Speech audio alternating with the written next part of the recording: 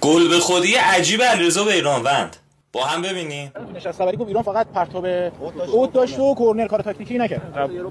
من قبول اونا چیکار کردن؟ اونم ببخشید دو تا موقعیت آوردن، 2 تا گل زدن دیگه. چیکار کردن اونا جز اینجا داره میگه که روسیه کلا 2 تا توپ آورد، هر دو تاش رفت تو دروازه. خب لامصب من که تو دروازه نبودم، خودت تو دروازه بودی دیگه. یعنی داری تایید میکنی دروازه‌بانی هستی که 2 تا توپ بیاد تبدیل به گل میشه دیگه. من که نگفتم، خودت گفتی.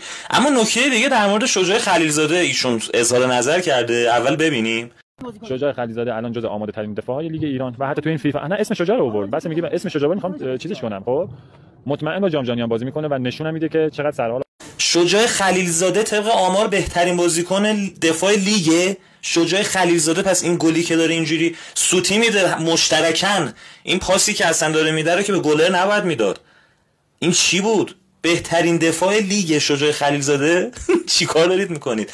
بعد چطور ممکنه میگه که شجاع خلیلزاده قطعا در جام جهانی فیکس بازی میکنه؟ آقا تیم ملی سرمربی داره، چجوری بازیکن میتونه یه بازیکن رو تضمین بکنه که قرار فیکس بازی کنه تو جام جهانی؟